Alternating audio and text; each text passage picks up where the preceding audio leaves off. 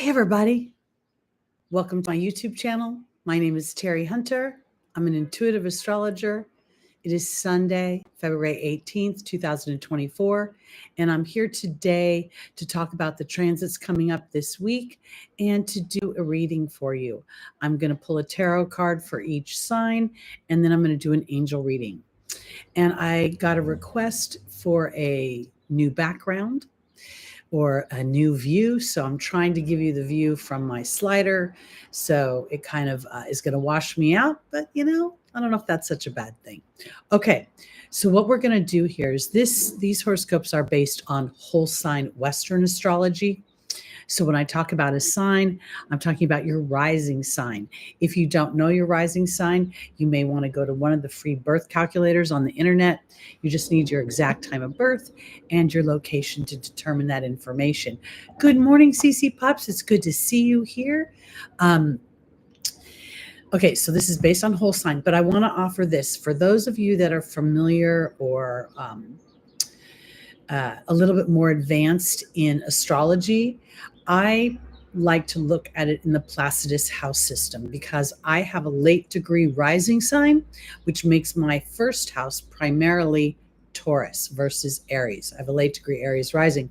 So if you indeed know your rising sign and you know the degree of it, and you find that your late degree, anything like say 20 degrees, or later, you're going to see your first house very differently. And there may not be any planets in there. So it's something that you wouldn't necessarily see in whole sign. All right. So let's talk about the transits this week. We've had, this last week, we had Mars meeting with Pluto, Venus met with Pluto, and then the three of them were meeting together. And this might have created a bit of disruption, we'll say, arguments. It could bring up the underbelly. We could see unexpected things. We're in Aquarius here, blow up out of nowhere. We could even see a bit of a Cold War.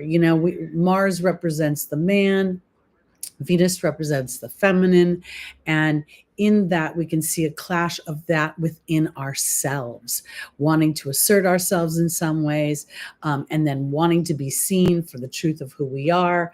And it can be very frustrating. And I think that this energy is going to continue because pretty much all week long, Mars and Venus are traveling together in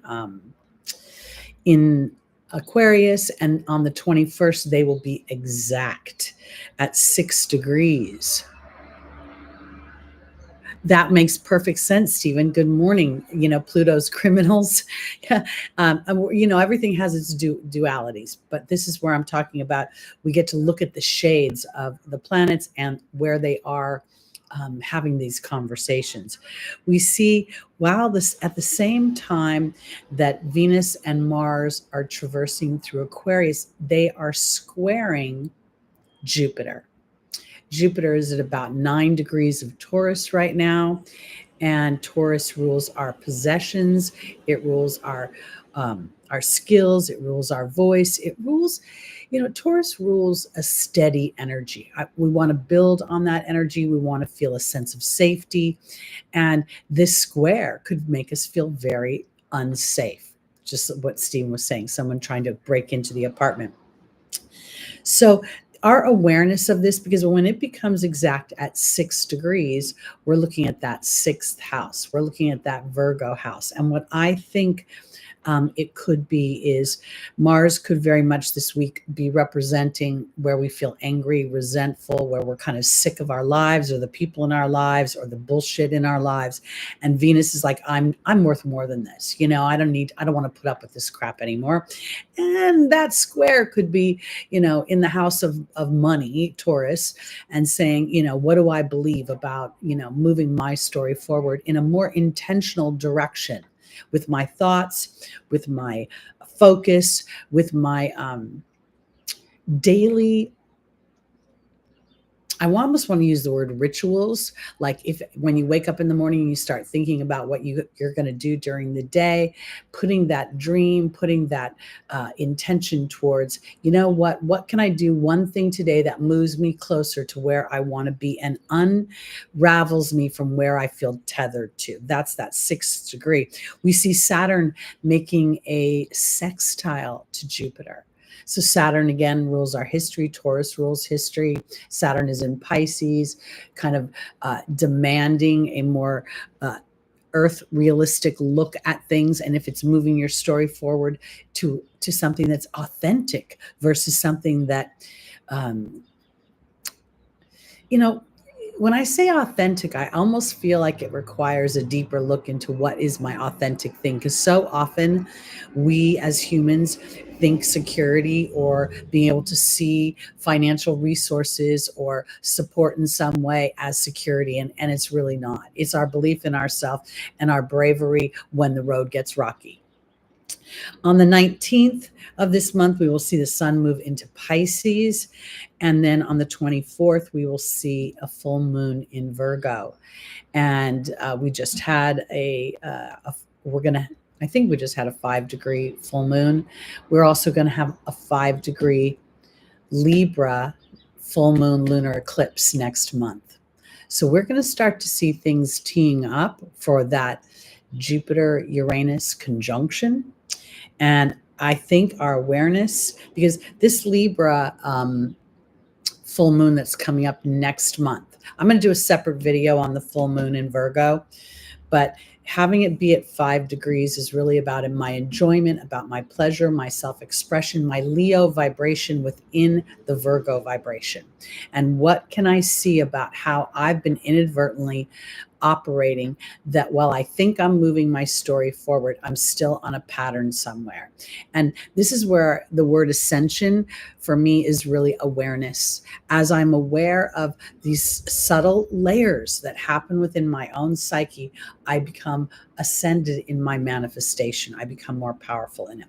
Because those eclipses coming up, that one in March, on March 25th, so it's about a little over a month from now, is going to be on within the Shapley cluster. It's on the supergalactic center. It's going to be at 5 degrees Libra. The supergalactic center is at 2 degrees of Libra. And the main theme of that point, the supergalactic center, is relationship themes and how relationships are as healthy as our relationship is with ourselves. And what is the nodal structure doing right now? We've got the South Node in Libra. We've got the North Node in Aries. We're stretching to feel ourselves be brave within our own human experience. And it's not it doesn't mean we don't care about other people's opinions. It's just more about the influence that other people's or other influences within the human structure have on us that thwart us from being brave within our own intentions for our life. You know, Jules, I don't know. Is that bad? It could be great. Jupiter rules expansion. Saturn rules sustainability. Libra rules harmony, justice, civility, diplomacy. We so often throw this into partnerships, and it is demuting that 7th house to such a narrow place. And if we think about it, that 7th house is the first house when we start to go into the public eye, when we really start to see, how the first 6 houses molded us to show up in that upper hemisphere. Happy birthday, Stephen. Hi, DJ. Good to see you. Hey, Small Wildflowers. Welcome to the room. Good to see you too.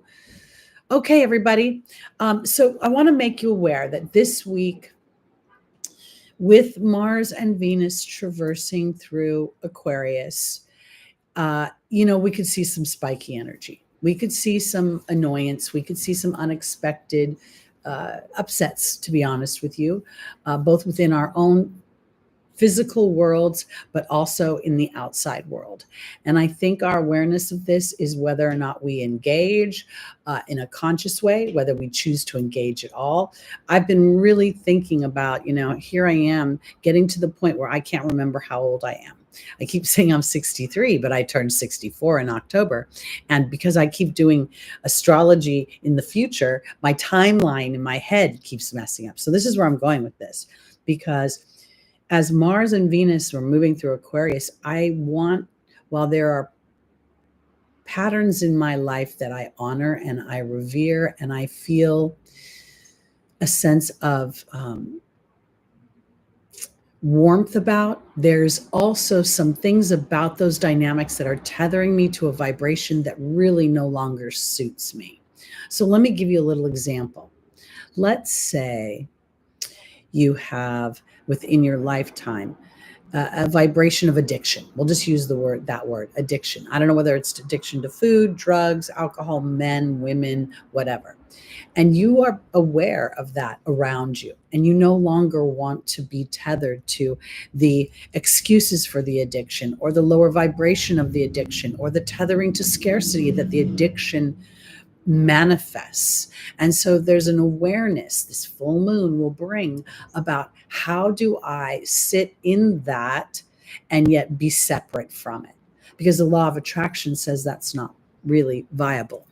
So this full moon coming up on the 24th, that's next Sunday, and I'm going to do a video this week on it, is going to really bring up where we have mentally inadvertently enslaved ourselves through our service to others by either being cooperative or being nonverbal or being passive.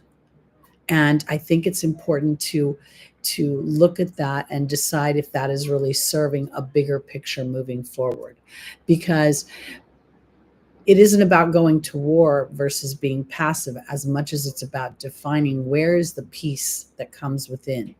How do I foster that? Because when we get to eclipse season, I think it's going to be pretty intense, because we're now on this Libra Aries axis, and we have Pluto, really having some pretty intense conversations with all of the planets. Okay, let's start with our Aquariuses. Happy birthday to the late born Aquariuses. We're going to be in Pisces season soon. It's going to be Lucky's 12th birthday next month, a month from, I think, today or tomorrow. Okay, here we go. Aquarius, rising moon, sun, and stelliums. Your tarot card this week is the Hermit. This is a Virgo energy. It's an energy of mental process. Virgo being ruled by Mercury is interesting, because there is a sense of Mercury feeling a bit slowing down in the Virgo energy, where in Gemini it's zip, zip, zip. In Virgo, it's processing. So it's having to analyze things and looking at things. I don't know if it's deeper, but gathering the information and assessing. And due to that, there is an illumination of some kind. So I want to offer this for my Aquariuses, because, having Pluto moving into the house of self is really going to take you and transform you in a way that, because of technology, because of the outside world, I don't know if you can imagine right now. So I feel like when I look at this Hermit, I look at the idea that it's a 9. There's a certain culmination. We see a full moon coming up this week, and Venus and Mars traveling through your first house right now may have you acutely aware of the polarities of those two planets, not just within your feminine and masculine relationships with other humans, but again, those dynamics within yourself and how you are expressing them. Because the Saturn-Jupiter sextile this week offers us an illumination about our personal history and an opportunity to transform that history into something that feels uplifting and sustainable and enduring. All right, let's do our readings for our Aquarius rising moon, sun, and stelliums. And I really do believe that the moon is such a powerful energy because while our sun is, the sun is the largest star, the brightest, the moon represents the underbelly, the emotional body, where we manifest. All right. Aquarius, our first angel is Archangel Michael. Teresa's in the opportunity or the obstacle. Layla is in the angel's advice. And Vanessa is in the final position. So something is going on that has to do with your work environment. There's an illumination coming. There could potentially even be something that has to do a bit with authority or a certain structure about the work dynamic. Now, Archangel Michael, while he represents protection, in this particular deck, he represents the courage to move forward with that which pulls to your heart. Because your divine life purpose is never really about other people. It's about your own heart. And as you allow that process of discovery of your heart in relation to those that you interact with, you actually are of service to others. Archangel Michael is being joined by the letting go card. Teresa is being joined by the Plutonian birth and rebirth card. Layla's being joined by the restriction card. And Vanessa's being joined by the fire fairy. The letting go card for me, you guys know, you've heard me say this for years, that it is really the let it go song from Frozen. It's funny how some distance makes everything look small, and the fears that once controlled me can't get to me at all. It's time to see what I can do to test the limits, to break through. No right, no wrong, no rules. For me, I'm free. This week, there is very much the potential that Aquarius will have an illumination of some kind, something that comes through your work, employment, career. Sixth house matters. It could even relate to your health. This will be mental health and stress. And this is the courage to look at your fears and to see if your fears are actually viable in this moment or if they're a projection of something in the future. I think it's very interesting that letting go card is a 44, because to me, that is a master builder number. We see a builder energy in the number 22, but we're building relationships there. Here, we're actually building in the material. And this is the courage to build from what you want, where you feel purposeful, where you feel excited. Also Virgo rules pets and animals. And so if for some reason Aquarius is being pulled to something that could be a couple things, it could be pulled towards actually working with animals, or you could be feeling a weird animal instinct within your Mars-Venus energy, meaning Mars creating sort of this warrior energy, and then Venus saying, I want to claim my skills and I want to start to work those skills in a way that not only serves others, but serves myself. Because this is the Plutonian birth and rebirth card. There is a metaphoric ending. And this is really about worrying about other people. And I don't think that it's about being dismissive of other people's emotions. It's just being able to delineate whether or not those emotions play back to fear, and having to appease someone's fears versus, an upliftment. Because literally, Spirit is saying to take a moment and to really connect. And I want to offer it this way, because this to me goes back to the Hermit. And that isn't about connecting with even the divine, but connecting with the divine within. Where do I sit within my own vibration? Where am I operating? Because there's always going to be a hybrid of the human and the inner knowing, or the larger part of yourself and your soul. Because Vanessa is about faith or fear, and here is about being about a fire, a passion. The card itself talks about creative action. I don't know if I think about that. I think right now it's about allowing a certain amount of this awareness of what puts a fire underneath you, what makes you feel so excited about something, and not really, let me just offer it this way, maybe not judging how others will perceive it. I just got this image of that pool noodle It's hard for me to say that. The pool noodle is a piece of styrofoam that is like this. Okay. It's like, I don't know, maybe it's, 5 feet long. I don't know. And people just hang on it in a pool. Some guy got that idea. Maybe it was a woman. I don't really know. And, if you think about it, it's a stupid idea. It really is. Like, who would buy that? And you know what? Millions of people have bought it. It probably costs less than like 0.000 cent to make. And they sell them for like $10.99 in the market. The reason I bring up the pool noodle is because don't judge your ideas. Allow them some breathing space. Allow them to marinate, to percolate, and see if they can't expand. All right, here we go. Because Uranus, your ruling planet Aquarius, is about to meet with Jupiter. That could be very great. Okay, Pisces. Woo, you have the Hierophant. These are major arcana cards. This is big energy.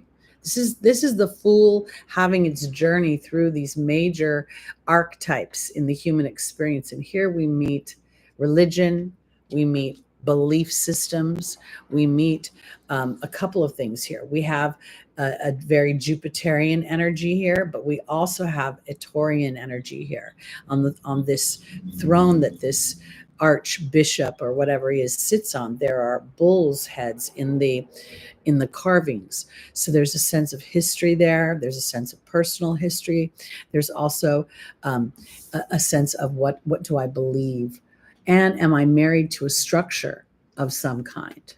Because when we look at the keys here at the feet of this Pope, this clearly he holds some sort of authority. And here I think the key lies in knowing what the base of your belief system is. That's sort of how I look at it. We see what looks like his feet coming out. We see all these crosses sort of at the bottom of his feet representing, I think, belief and even potentially a crossroads. Let's see, Pisces, where we're going with this. Because Saturn going through your first house, especially for those early born Pisces, it's initially a very dampening energy. I'm not going to lie.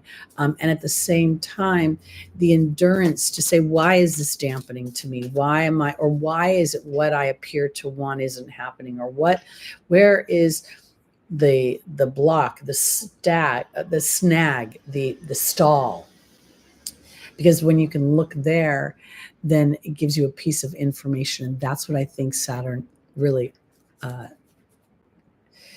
represents in the way of reward, because our history is what holds us back. If you think about when you go to traditional therapy, where do they want to start? With your childhood. Can't do anything about that now. It's done. But we chase our history. We want to make sense of it. And oftentimes we can't. So let's see where we're going, Pisces. Our first angel is Aurora. The second is Xana. The third is Bethany. And the final is Chantal.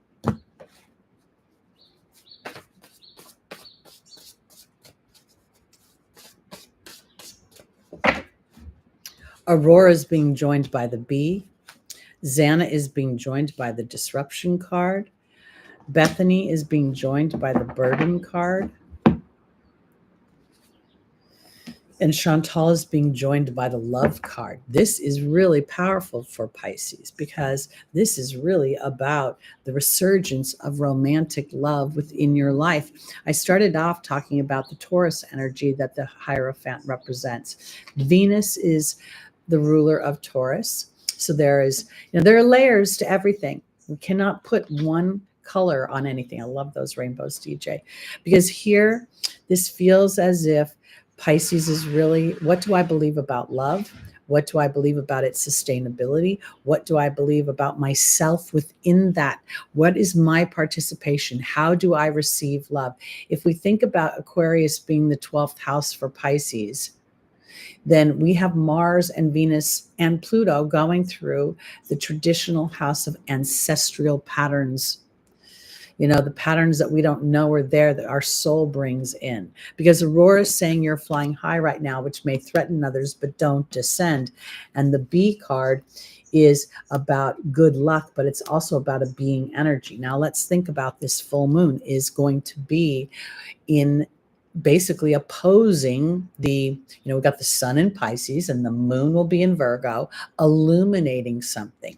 And I think that you are being protected during an illumination where somewhere, Pisces, are you taking care of you in a way that is truly playing to the deeper parts of the dreamy part of you? Or are you, how can I phrase this? Because we think we're taking care of ourselves. There's oftentimes we're like, I take care of myself. I take care of myself.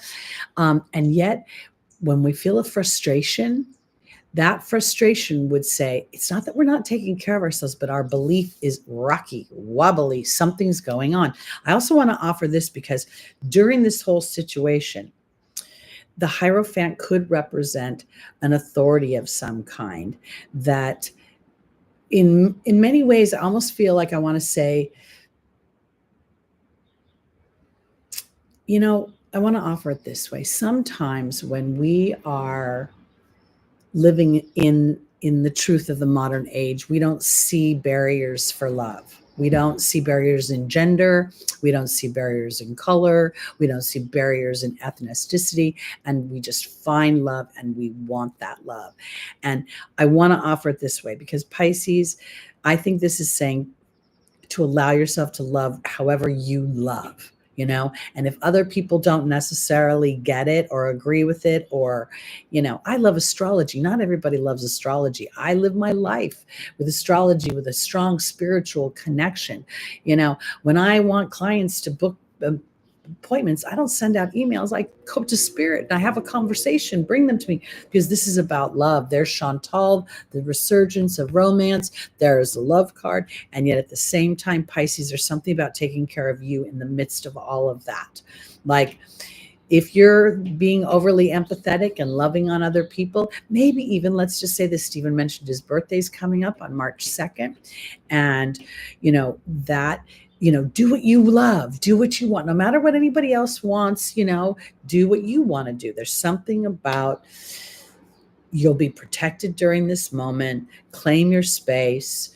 And even if it feels a little uncomfortable or selfish, maybe you're not being selfish. And this is an opportunity to rewrite your belief system in some way. Okay, here we go. On to our Aries, rising moon, sun, and stelliums.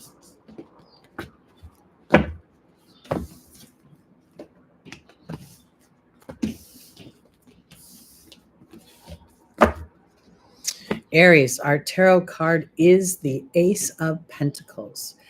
This card I really enjoy because it's an infusion. It's a gift from God in the material.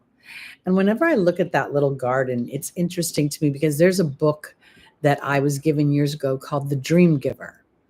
And The Dream Giver is about a character named Ordinary who lives in the land of familiar. But Ordinary has a big dream.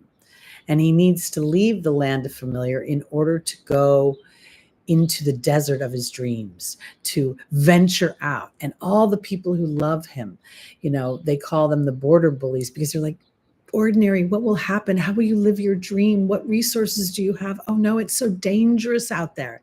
But yet he must go. And of course, Ordinary accomplishes his dream. But when he gets there, what does he find? Another dream. Here we go, Aries. This little secret garden, that little mountain there, is really that your dreams will never end. You'll always have something that you want to adventure into, something that you want to experience. Maybe it's yourself in other ways, meaning, what your body can do. Aries is the ultimate gladiator, So here, let's see what Spirit has to say about the infusion of something in the material. CC Pups, thank you for bringing that up. Somebody mentioned that they wanted to see a new view, and my face is now 64 years old. So, we like it through the Zoom filter, but lives don't do the Zoom. So this is like, and you can finally see a little bit of the water. I am very, very blessed. And also at the same time, I co-created this whole thing. So I do take a little credit for my luck, because it was my focus and my being pissed off. Literally, almost every time I've made something happen in my life, it came through some being pissed off in some way or another. Now I just learned how to be pissed off in a less public way. All right, here we go. Aries, our first angel is Aurora. The second is Ray. The third is Archangel Raphael. And the final is Chantal. Ooh, here we are with all this love in the air. I feel very, very at night, hearing the ocean. I wake up and I meditate sometimes, and I just open the slider and listen to the ocean. And it's just, I really do think, because sometimes, I get caught up in the world and I get all pissy and I'm like, this isn't working, that's not working, blah, blah, blah, blah, blah. And then I look back. And, the thing about being a co-creator in your life, I know it's not fun when the shit's hitting the fan, but when the good stuff happens, you get to own that too. That's the good stuff. All right, Aries, Aurora is being joined by the Joy card. Ray is being joined by the Dragon. Archangel Raphael is being joined by the Hawk. And Chantal is being joined by the Bee card. Okay, I got to say this because this is just so perfect. Everybody calls Aries the warrior, like you're a banshee, you're running around pissed off, yelling at everybody all the time, harsh, harsh, harsh. And it's just not true. There's a lot of Aries I know that are actually very the opposite of that. They don't fire up. But this is what I want to say. Aurora says you're flying high right now. Don't descend. You will soon inspire others through your example. And that Joy card makes me feel this is about Aries recognizing your energy, recognizing your power, recognizing how you roll. And now, rather than being an unconscious, you're conscious, because through your connection to spirit, Ray, your power has come from your calmness. And it doesn't mean you're not a warrior. Now you're just a strategic warrior. Now you're just paying attention to the landscape, not letting your anger or frustration or fire get to you. Because here, Archangel Raphael is showing that you are starting to be able to see things from above, like the bigger picture. And it's not saying that you aren't going to be your Martian self. Now let's offer this. Your ruling planet is traveling through a sign that is used to being rebellious. Aquarius, it's used to standing up for itself and seeing a bigger picture of what can be. And so here with Venus and Mars, and I think we felt this last week, and we might feel it, depending on where you are and who you are, you may feel this week a frustration with the Taurus energy in your life, because there's a square to Jupiter. Because at the end of the day, for my Aries, I really think that you are going to conquer, your awareness is going to conquer your habitual reactions. And you are going to be so excited about how you show up that you're going to fall in love with yourself all over again. Being an Aries rising, and when I started, really dissecting my own chart by what I know about myself, that's what made me realize that Placidus was important for me to pay attention to, because my Aries energy is in the 12th house, really. Like 90% of it is in the 12th house, which makes me feel unseen. So sometimes when I get hot, I get really big, or historically I have, because of that 12th house. So now, having an awareness of my history, I've been able to implement a more calm approach. And this is not the approach to others. It's the approach that goes on in here before I approach others. Because when I look at this, I really feel like, sorry, come back wherever you are. I thought I turned the phone off. I apologize, small. I hope you didn't hear that. Anyway, for my Aries, I think that this is some sort of celebration. And I want to offer this because we know the North Node is going through your first house. We know Chiron is sitting right next to it. And this is where we start to see transformation. This is where we start to turn the wounds into the gifts.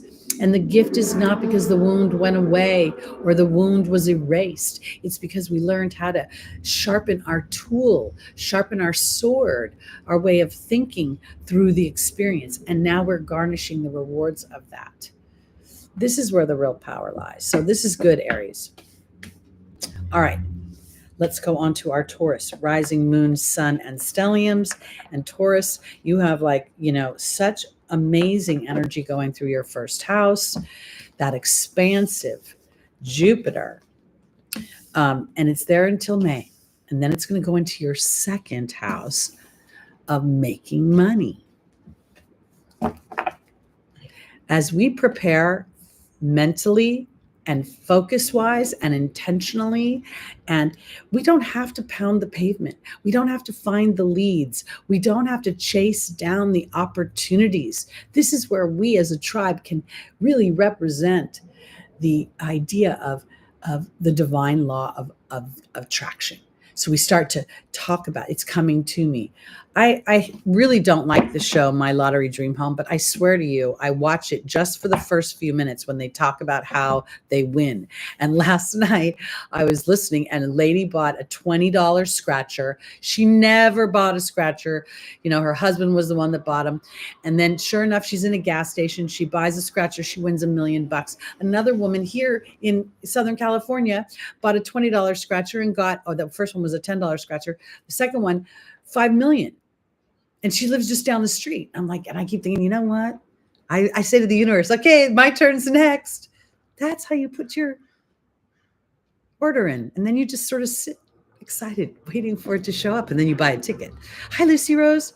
Oh, wow. Okay, Taurus, you want to talk about a card that represents you? Let's talk about the King of Pentacles. If that is in Taurus all over the place, look at the bulls on his throne. This is abundance. This is the highest form of, this is like a combination of intellect that meets the material. So things start to manifest, and they manifest in such an abundant way that, we see the grapes growing, and we know that wine is made from the grapes. And we also know that many things can there's abundance everywhere here. So let's see where we're going, Taurus, because I want to offer it this way. Being able to master, and when I say master, I mean an awareness of the ebb and the flow. It's never about trying to flatline into one feeling. I'm good all the time. I'm good all the time. The awareness and the ebb and the flow is where the power lies. Oh, I'm aware of that part of my history. And then because of that, I can focus and move this way, or I can declare what I want this way.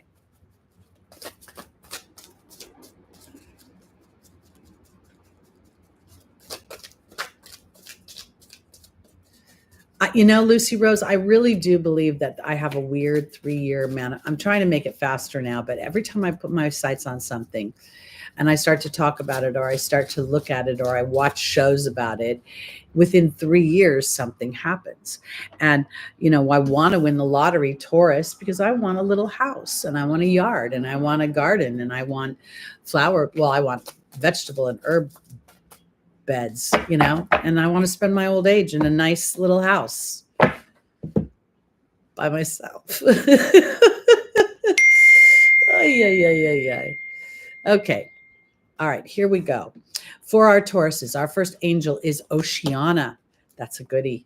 Isabella is saying, yes, the timing is right. Mystique is saying to keep charging ahead.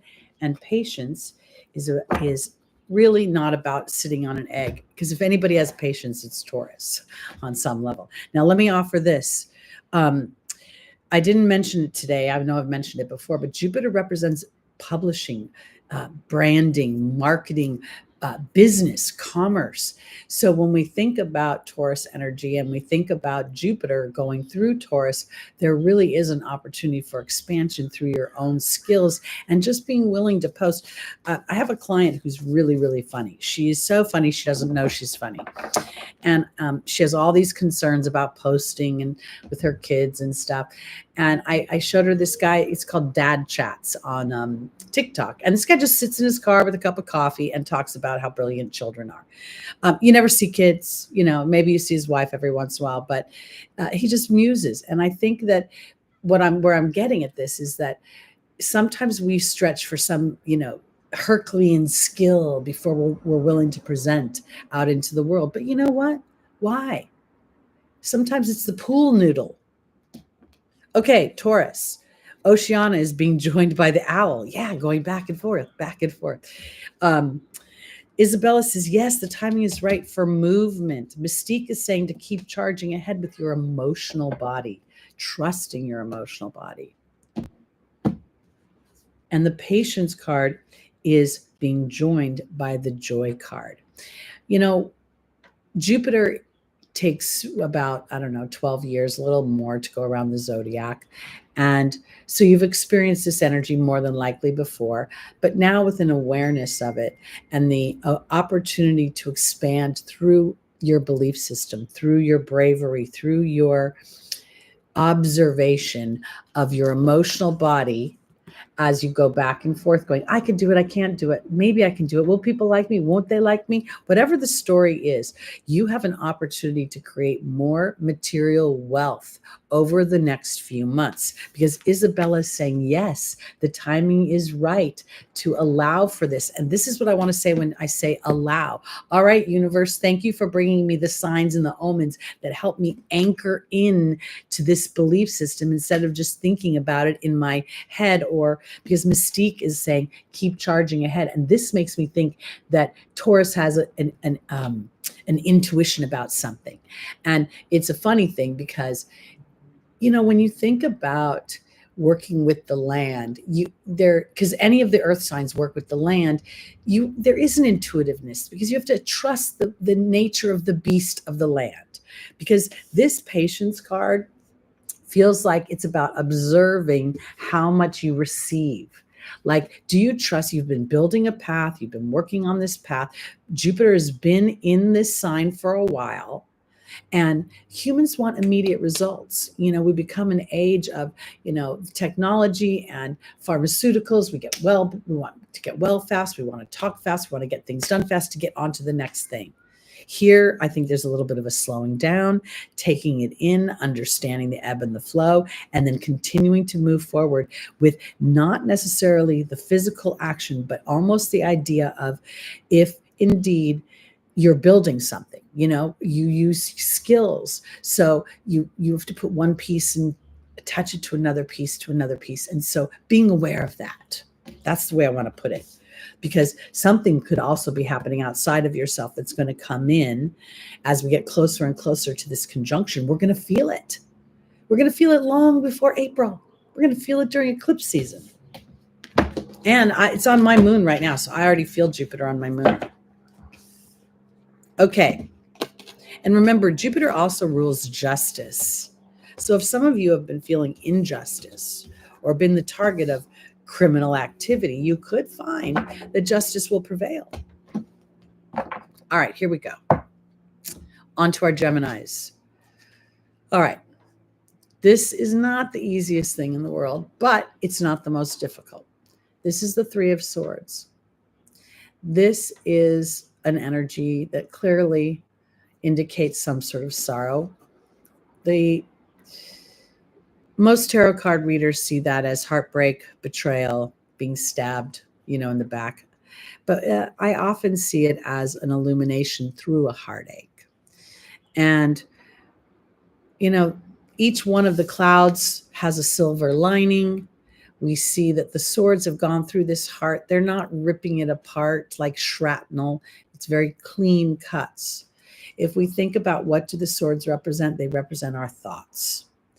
In the energy of the 2, the 3, and the 4, we're looking at the Libra energy. We're looking at cardinal air.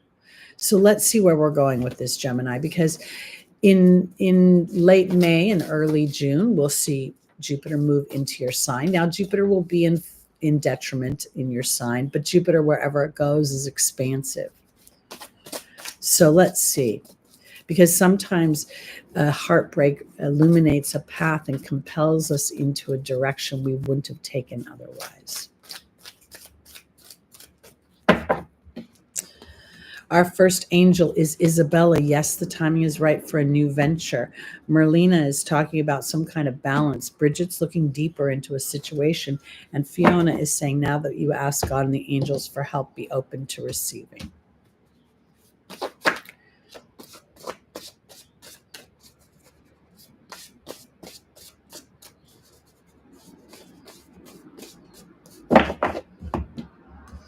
Isabella's being joined by the Love card. Marlena's being joined by the Lady of the Lake. Bridget's being joined by the Spider. And Fiona's being joined by the Disruption card. We talked about a full moon. We talked about that there's going to be a full moon this week, bringing in an illumination of some kind, right? And when I say, when I see Isabella on the Love card, I feel like the timing is right for you to move forward with something that you love. And I kind of want to offer this because, you know, I love to share my view with you guys. And I can also share that Spirit found this place for me in a very affordable way. I'm not materially wealthy. A lot of people who share this view with me pay a lot more money than I do. And part of my story was trusting that Spirit would bring me to a place that not only would, you know, feed my soul and my heart, but also I would be able to feel a sense of peace about the flow of it. Because for some reason with Gemini, I feel like this heartache that we're seeing, this Three of Swords, is a gift. That somehow through some sort of disruption, you are going to be illuminated into a more succinct path of what you want. Merlina is about balance. She's a wizard. And here, the Lady of the Lake is in a war of some kind. Her emotional body is fighting with her brain. And in the middle is Excalibur holding a truth. And she holds this very delicately. She's not gripping onto this sword, and this sword represents our minds. So this could inadvertently be representing three different points of view or three different agendas about something. The power of three is here, and I'm not like thinking about the Trinity. I'm thinking about influence. Somehow the influence, because now Spirit's going, look deeper into those relationships. This is my relationship card. And I want to offer it this way because looking deeper into the relationship is not about examining its problems. It feels a little bit more like it's about, does it resonate with my deeper truth? Does what I'm contemplating, does it resonate with my own sense of self? Because Fiona says, now that you've asked God and the angels for help, be open to receiving. But Gemini, there's a disruption. And the reason I say there's a disruption is because in order to, I kind of alluded to this earlier, that I can't remember which sign, but we've got Mars and Venus traveling through Aquarius. Aquarius is unexpected upsets, lightning strikes, you know, and it's like it's literally the sign that says I can't take this anymore, and you know, everybody can go buzz off. So here, this could actually be an upset that appears to be a heartache, but it's actually opening you up to something that is much more aligned to what you love. Okay. I don't know if I told you, but when I got this apartment, before it happened, I lost everything I owned. I was been living in North Carolina. I hired some cheesy moving van to get me the heck out of that state because I was not thriving there at all. And my stuff never arrived back. And I remember as the moving van closed, I turned and looked to my sister and said, oh, it'll be a miracle if I ever see any of that stuff again. And I never did. And yet, if I had not lost all of that stuff, I would never have accepted this apartment because it was too small. I had a washer, a dryer, I had dishes for every occasion. I had 40 years with a crap. So I was stripped down to nothing. And yet I was given everything. All right. On to our Cancers. Oh, look at all the major arcana cards. This is the Emperor. The Emperor represents the Aries energy of individuality, of very much driving the bus of your own life, driving the bus of your own thoughts. There's a pioneering spirit. And the Emperor is, an elevated energy of authority over the kings. The Emperor like rules lands that the kings could be the mayors and the emperor is the governor. I'm just using that as an example. All right, here we go. Let's see where Spirit wants Cancer to be more individualistic, to be an emperor in their own life.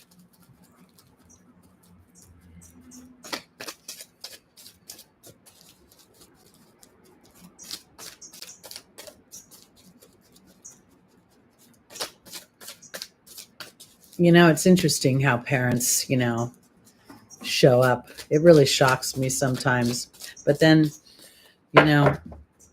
if parents like that are very compelling to us, All right, here we go. Cancer, your first angel is Ariel. The second is Chantal. The third is Teresa. And the final is Rosetta.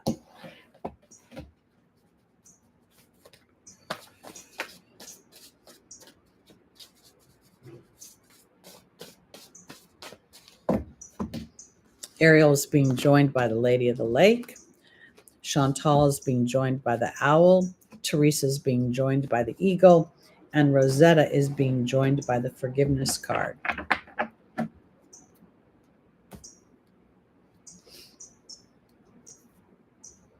When I look at this for my Cancers, I almost feel as if this Emperor is representing not necessarily authority, but the authority over yourself, meaning how do I want to think about things? How does the outside world influence my decisions, influence my sense of self, influence my own path? Because Ariel is telling you that new experiences with spirit, with your divinity, your inner divinity, the divinity that was revealed by Pluto's opposition to your first house, is now calling forth a deeper truth within you.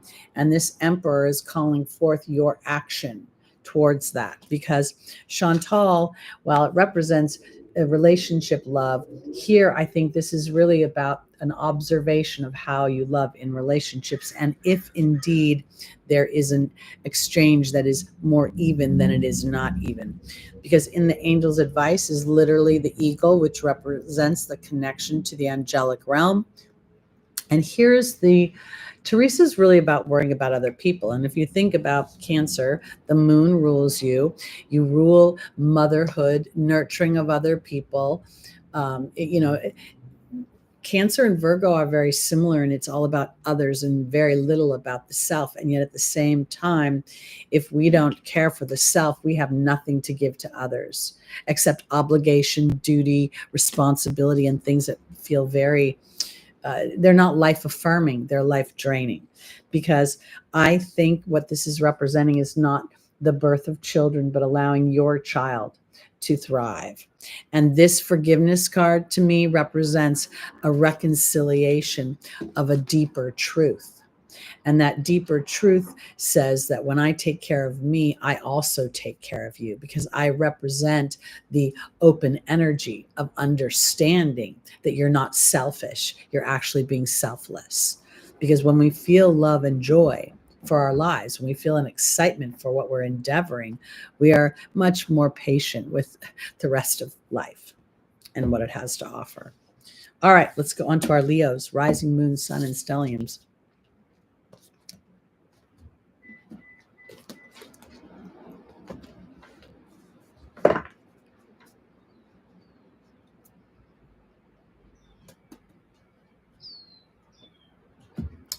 Well, Geminis have no offense to Geminis everywhere, but they real short bits of information. So sometimes they don't like long conversations. Or I know someone whose moon is in Gemini, and they just like to talk about themselves all the time. They're not much interested in other people.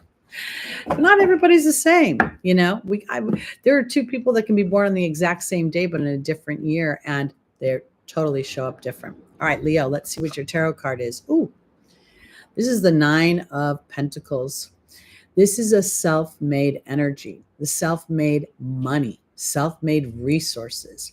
This is, in many ways, when I look at this woman, there's a sense of contentment, but she also is a little bit isolated. She has spent a lot of time nurturing herself, her skills, looking at her demons, looking at her fears, looking at what has held her back. Whenever I see in the tarot a red headdress of some kind, I feel that there is an awareness in that card's energy of my base chakra. And here we see that. We also see that the bird of prey, has a red headdress. So somewhere we've become aware, and we've overcome that issue. That's the way I want to put it. And at the same time, while she's overcome the issue of the material, she's not feeling connected to another human. That I will say. But let's look and see where we're going. Because Venus is very much represented in this energy right now for my Leos. The Mars-Venus energy is opposing your first house, which could make for arguments within your relationships. It could even represent a lack of peace within your own feminine and masculine energies. Or you could literally have a situation, like even a work situation, where you work with other people and there's a bit of a disruption, and in some ways you'll have to hold your own. Let's see where we're going. Our first angel is Rochelle, following your heart.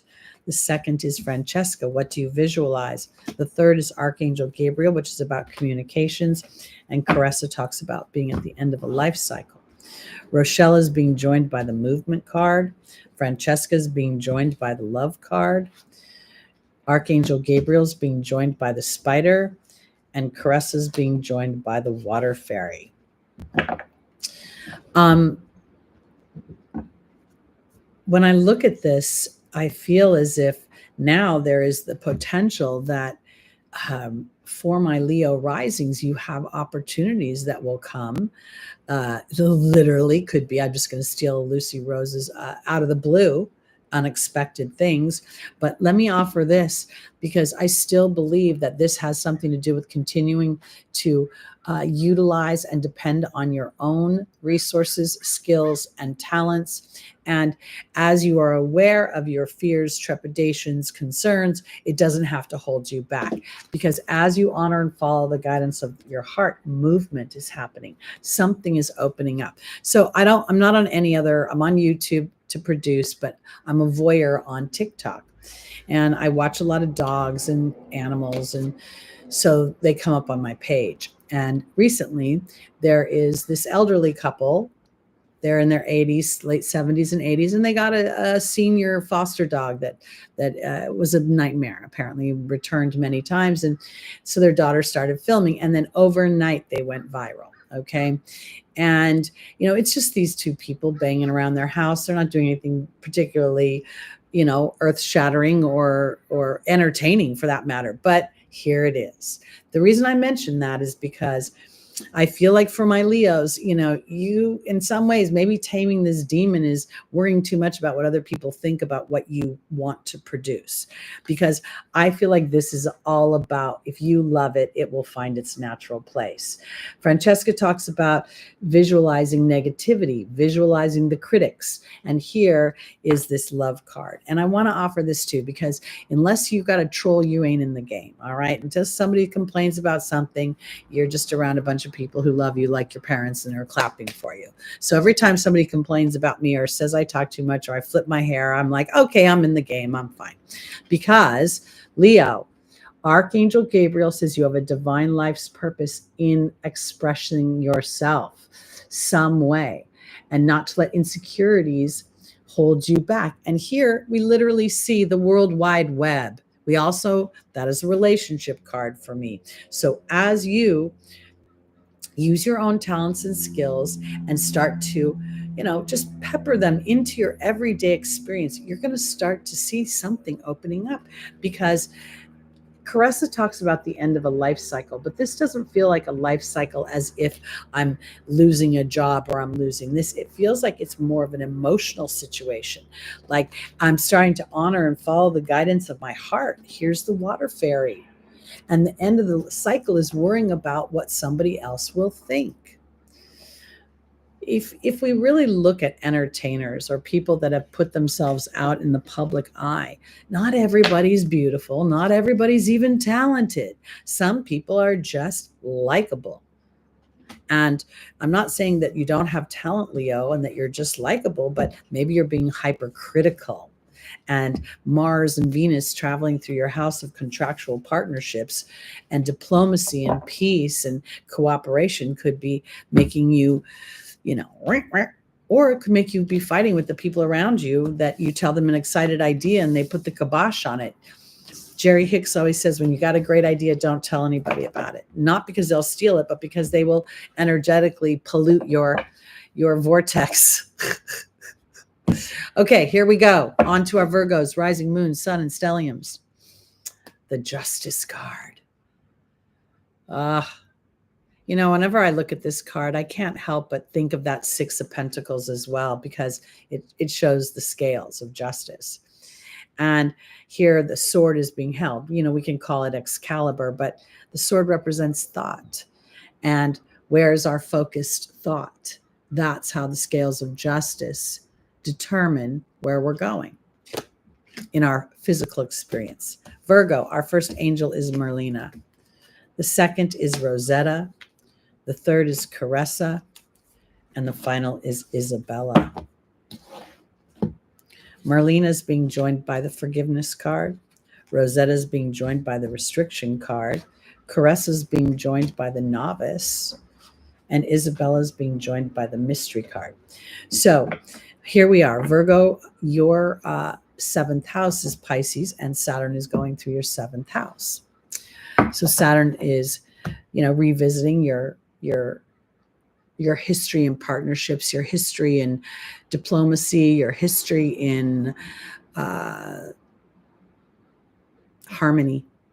Let's take the actual marriage partner out of the seventh house for a minute and talk about what else it holds. It holds policemen, civil servants, people who purport fairness, people who purport justice, people who create beauty and luxury, something warm and something inviting.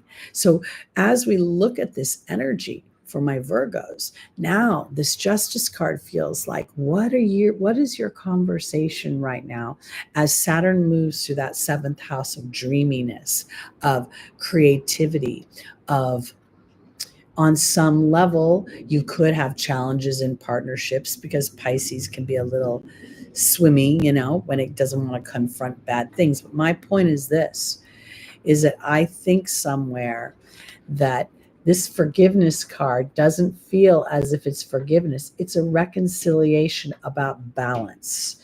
It's a reconciliation that we all ebb and flow. And sometimes in the Virgo energy, because it's so dutiful, it can get annoyed with the Pisces energy. You're squirreling off into dreamland. Get back over here into reality. But when we really boil down, what is reality? It is our focused thought. So now, when I see this restriction card and I see Rosetta, it makes me feel as if it's kind of slowing Virgo down, because that it's about checking into the childlike energy. It's about checking into, I think one of the reasons children dream and sleep so peacefully is because they feel so incredibly safe, and nobody has yet dampened their dreams. There's always exceptions, but, the world is still a magical place where anything can happen. And in the Virgo energy, I want to see it before I believe it. And here I almost feel like Spirit is restricting something so you could get into a more childlike energy, a more whimsical energy that will then bring forth something that you could not have imagined through your hard work. Because Caressa is saying you're at the end of a life cycle, new happiness awaits you. And then we have this unstable new beginning in the form of the novice. And I think that's practicing new thoughts. I think that's practicing. What if this disruption is bringing something new or something exciting or something I couldn't see? When I lost everything I own in the move back from North Carolina, I mean, everything but what was in the suitcase and my 2 cats, I had no idea that I would be able to move into this apartment 20 years ago. And I would spend most of the majority of wherever I've lived here being able to look at that. So a huge disruption made me claim a space that I otherwise would not have done, because yes, the timing is right for this new venture, but Virgo has to make a choice to claim it, to say to the spirit, I want this and I want that. And now it's time for you to start to bring that into my material world. And my job will be to keep my mercurial mind focused on what it is I want. And it doesn't mean you have to be 100% perfect, because spirit understands the wobble. It's part of the apparatus of empowerment known as the human structure. All right, let's go on to our Libras. I saw, Tabisa, did I say that right? Welcome to the room. Welcome to our live. Nice to see new energy in the room. You know what? I want to say, don't ever force anything. If you want something, then do it. But if you don't let anybody else's desires eclipse your own, because it's just sort of a recipe for a wobble. And if they don't like it, you know what they say, they can lump it. Okay, on to our Libras. Oh, my Libra sun just got excited. Victory. Welcome, Pax. Good to see you. Oh, yay, first timers. All right, so this guy has been into battle, and now he comes home victorious, and we are celebrating. So let's see what he is celebrating, because he's got a funny look on his face. When you look at him closely, he looks a little stink-eyed, but I think that could be because he knew he was going to win all along. All right, let's see where we're going. Libra, rising, moon, sun, and stelliums.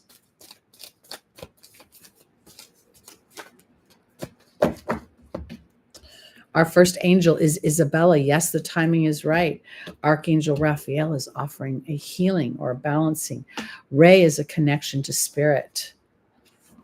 And the final is Teresa. No need to worry. Worry is a form of prayer that doesn't serve us.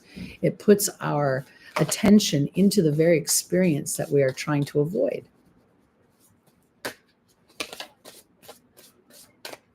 All right. Isabella is being joined by the Joy card. Archangel Raphael is being joined by the dragon. Ray is being joined by the cat. And Teresa is being joined by the truth. So we know, I just got done saying that the 7th house rules diplomacy, civility, good manners. It rules luxury in many ways, a luxurious Venusian experience where the home and the environment is very palatable and very cozy. Here for my Libras, I feel as if you've felt, the South Node is going through your first house. This could very much make you feel, if you have your moon there as well, you could feel very depleted in some way, or being called forth to be egoless to a situation.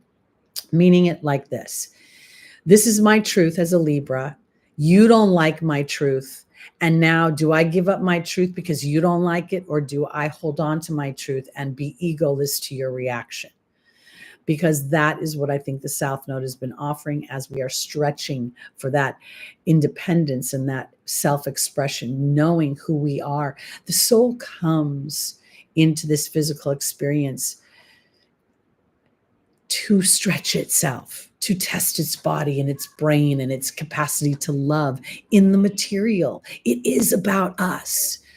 And the whole do for others thing is really a man-made structure. And unless it's in balance, chuck it. Chuck it. Let it go. Because Isabella says, yes, the timing is right for your personal joy. And we see this depicted in this 6 of victory. And you being a Libra, rising puts Aries as your 7th house. So stretching for individuality within your your partnerships to be seen for your own unique expression within the cooperation with others, within the creating of a comfortable and joyous experience. Because Archangel Raphael, I don't like the word healing because I don't think we're broken. But I do think that we have a balancing that healing represents. So now here's this calm energy that is bringing an epiphany of some kind. And that is that as I express my individuality, two me's become a we. That is the most healthy Libra energy. So what do we see? Independence in the form of the cat, and allowing for the beauty of that blossoming Libra as you see that is a divine energy you're bringing into your partnerships. Allowing yourself to be absorbed by something doesn't really open you up or them up. So now there's that truth card. Let them be them, whoever they are that you love in your seventh house, and let you be you, and see how the two complement one another. And that becomes victorious. Good morning, Ken. Welcome. Yes, isn't that beautiful? I love this. Is my favorite time of year is the cold season, when it's supposed to rain again this week, and I can't wait. Supposedly my window has been fixed. We'll see. I don't want to sound like a doubting Teri, but it's been fixed about 200 times but we'll see. They actually got a window guy instead of just a maintenance guy. So we'll see what happens. But it's so fun because the ocean is so beautiful during the rain, and it shows its power. All right, here we go. On to our Scorpios, rising, moon, sun, and stelliums. Oh, I love these aces. God handing you a cup of love and peace and an overflowing. And I want to offer it this way because, love is a word that is another one of these things that's starting to rub me the wrong way, because, people love pizza, they love Taylor Swift, they love laying down, but do they appreciate pizza? Do they appreciate the thing? Because when we appreciate something, when we value it, when we cherish it, that is the depths of love. Spirit is offering Scorpio something. And I believe that is maybe, before I pull the card, something that has to do with that dove. And maybe this is a sense of peace. And peace is not always like a flat line or a kumbaya. Sometimes peace is an understanding of a divine disruption. Let's see where we're going.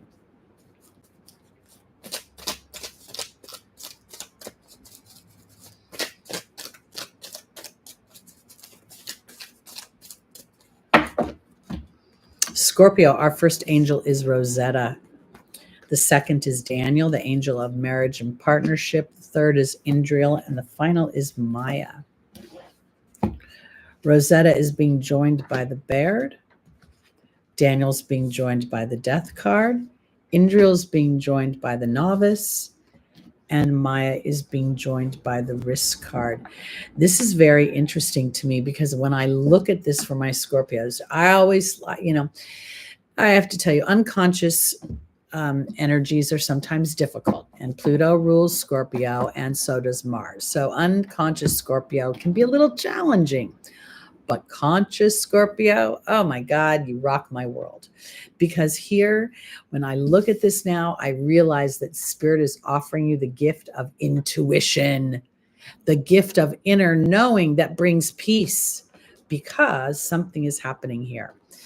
When I look at Rosetta, Rosetta represents children, parenting, teaching, and then I see this history card. And I almost feel like when I looked at it, I thought, children under the age of 5 are closer to their soul's truth than they are their human experience. And I felt like the Baird, while it talks about history, it almost feels like this is an intuitive knowing that comes from childhood. That's the way I want to put it. And now I feel as if there's a reconciliation. Something is coming that is bringing an awareness to you. When I was in my early 40s, I used to watch John Edward on Crossing Over all the time. And one day he explained that when he gets his intuitive hits, they aren't actually seeing anybody else's, but things that had happened in his own experience that mirrored or was somehow relationship to. So I started to adopt that within my own intuitive work. Like spirit would use something that happened to me. Because now when I look at Daniel, Daniel represents marriage, but he represents history and relationships. And there's the transformation of it. And here somehow it comes from an intuitive knowing about an imprint, something that you're becoming aware of that you weren't aware of before, that has been how you've been operating. And now there's a part of you going, wait a minute, is that true? Is that still viable? Because in the angel's advice is this awareness that's offered through Indriel, the light worker. And this is the unstable new beginning of having this awareness that, oh my goodness, I have an imprint. I have a certain pattern. I have my Chiron in Aquarius.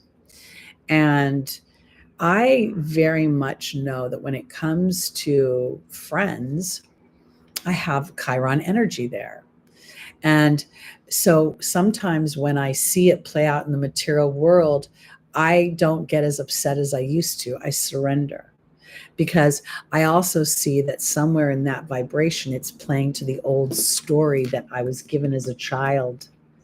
And so as I surrender to let that fade out, even though I felt important at one point, I realize if I'm going to be feeling loved and trusting my intuitive body, it's allowing some energies to separate so that new energies can come in. Maya's teaching Scorpio about their inner knowing right now and risking on it, risking that what you know on the interior that may even conflict with what happens in the material or what's expected within the material. Nothing bothers me more than when somebody says, but that's your mom. I'm like, you don't know what that woman is like. Who cares if she gave me life and I have her DNA? That woman tried to kill me repetitively as a child. I ain't going back in. A lot of people won't understand that. So Scorpio, trust your inner knowing. You don't have to have a dark story to trust your inner knowing, but somewhere you're learning how to hone that skill. And at first it can feel very uncomfortable, but then it sort of becomes the safety net you didn't know you needed. I know, Jules. People, they just lump everything into one experience, and you really can't do that. Some people really got crappy parents, and they should disconnect from them. Some people have crappy siblings. They should disconnect from them. Some people have crappy jobs. They should get new jobs. All right, let's go on to our Sagittariuses, rising moon, sun, and stelliums. All right, my Sagittariuses. This is the Capricorn energy. The devil, oftentimes when I look at it, it's not to be trifled with. I'm not going to play. It's a formidable energy. But when I look at it, I often see, the devil backward is the word lived. And I wonder if we live when we are trapped by other people's expectations of us. When we look at the characters, they are chained to what looks like a post. They're not actually tethered to the devil himself.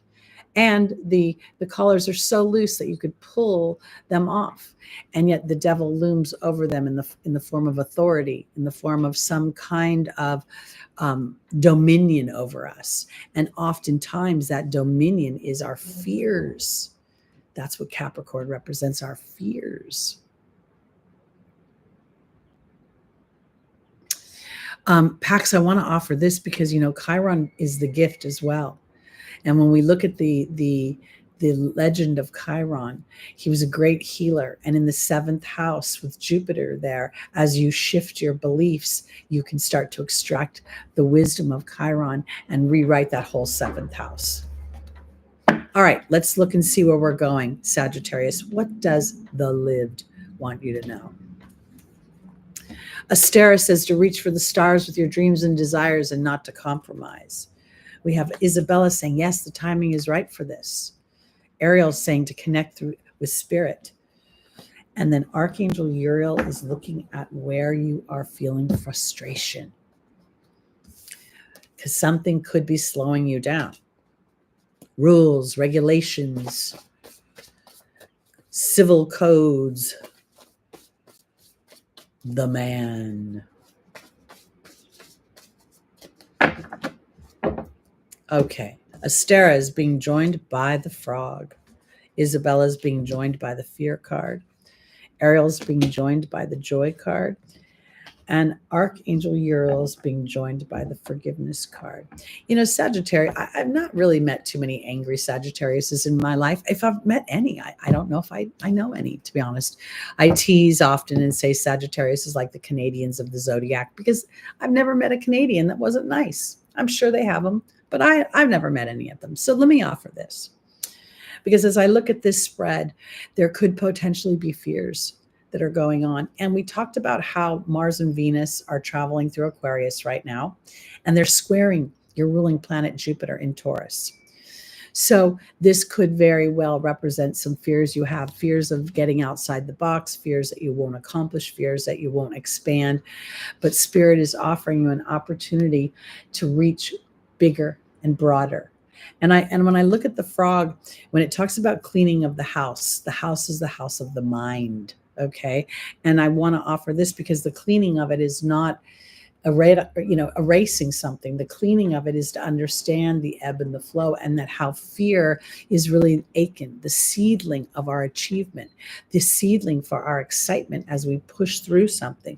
Because Isabella is saying, yes, the timing is right for you to push through your fears, because somewhere Spirit is offering you empowerment, offering you a sense of feeling bigger than you were before this started. And I want to offer it this way, because when I look in April, I will be living on my own, making my own money for 10 years without any paycheck, without anybody, no husband, no support. So I very much am very proud of that, because to me now this forgiveness card becomes a reconciliation of my frustration.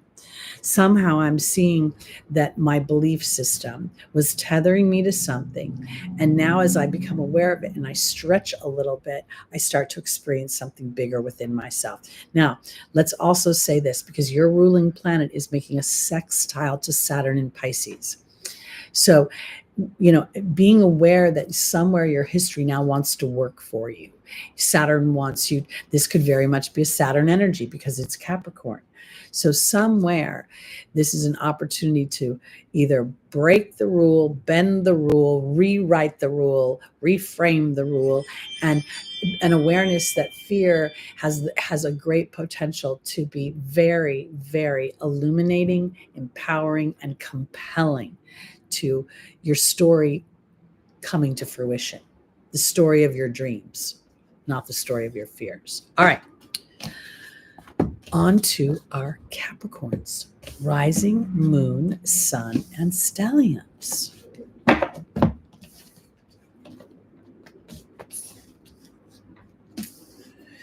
I got to tell you, those toxic family members seem to be popping up like weeds, right? Thank you, Lucy Rose. It's kind of crazy when I think about it. All right, let's see what our final sign. The Knight of Swords. Of all the knights, this guy is moving obviously the quickest. He's got the most intention. He's taking no prisoners. When we see the knights, we're seeing a fire energy, okay? And here's fire and air. And how does fire get bigger? We stoke it with air. Now, I just want to say again that Mars and Venus are traveling through Aquarius. This would be your second house for Capricorn. And this could very well be bringing up, again, the ideas of the masculine and the feminine. And this is a very Mars energy for me. I mean, the sword, the wind in the background. And this guy, I don't know if he is moving so fast, he's missing something. Let's look and see where we're going, Capricorn.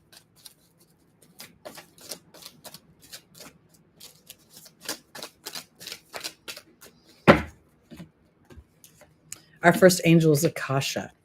The second is Archangel Gabriel. The third is Archangel Uriel. And the final is Caressa.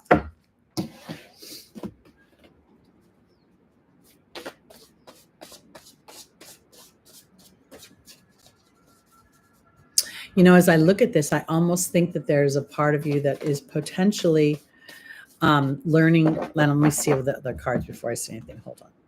Okay. Akasha is being joined by the cow. Archangel Gabriel is being joined by the forgiveness card. Archangel Uriel is being joined by the protection card. And Caressa is being joined by the burden card. You know, Capricorn definitely gets kind of like Mars or Aries, there's a vibration attached to it. Immediately people are like, oh, Capricorn, Saturn, dry, stone, old age, trickle down crap in government. Let me offer it this way. I think that this is taking no prisoners when it comes to having a sense of fire about how you're rewriting your belief system, what you think. Because Capricorn, as Pluto moved through your first house, it was breaking up old structures that were not serving you or anybody else at the time.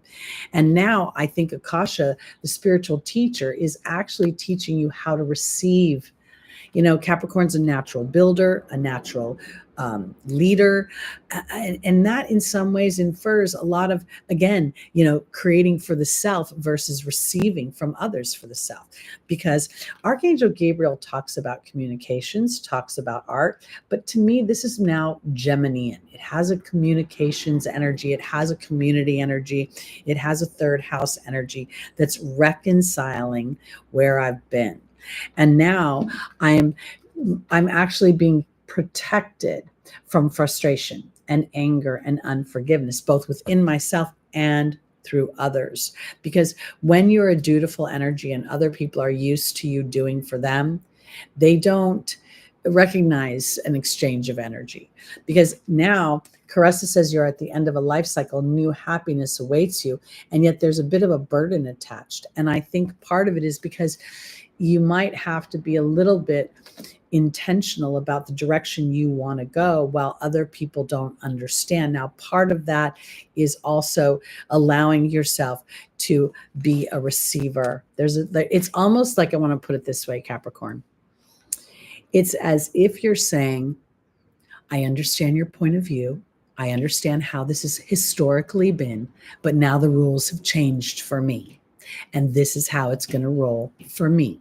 And while I appreciate what you need from me, I will put it under consideration, and it goes down the list.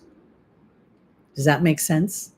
Because now, as Capricorn starts to build with the idea that I am representing the possibilities versus what restricting the possibilities. That's where I want to put it. Mars's energy is always going to be a pioneer. It's always going to be a little bit rub up against people. Last Sunday I watched the Super Bowl, and there was a lot of controversy about, Travis's anger at Andy. He wanted to get in the game, and he was on the sidelines, and he did the gladiator thing that most of us wouldn't have even noticed much of if it hadn't been so popular. But there's certain environments. My point is this: there are certain environments that stoke this gladiator energy within us. And Capricorn, here, I feel like this is now you standing in your awareness of your own personal authority. And rather than, it's like taking no prisoners with the 2.0 version of what you want for yourself, and allowing in some way for chapters to end. If other people are frustrated with that, sorry about that, but I'll do my best to address at a later date. Because I got to put me first. Because if I don't put me first, who will? And frankly, adulting lasts way longer than being a kid. And those of us who didn't get a childhood got ripped off because we all had to adult all day, all the time. All right, everybody. That's it for this Sunday. When we come back, we'll be in Pisces season. We will be experiencing a full moon next week. And I really want to remind you guys that the seeds you're planting now will, and I mean mental seeds, emotional seeds, looking at yourself and saying, I matter, what I want matters, I can win the lottery as long as I play, right? And as you put those things out into the universe and you sort of surrender how the universe is going to bring it to you, you're going to start to represent a bigger picture of what we all can experience. So be gentle, because Mars and Venus are going to kick up some dust this week in Aquarius. They're going to have a little moment with each other. And I don't know if it's not a kumbaya moment. All right, I'll see you next week, 11 a.m. Pacific time. Everybody have a wonderful week, sending lots of love to you. And you know what else I wanted to offer the tribe? I've been praying for y'all during my meditation. So I will take prayer requests. If anybody wants to put in the comments or even send me a private email, I will put you in my prayer circle and in my meditations. All right, everybody, sending lots of love to you. I hope you enjoyed the view. And I hope you have a lovely week. Peace out. See you on the flip side.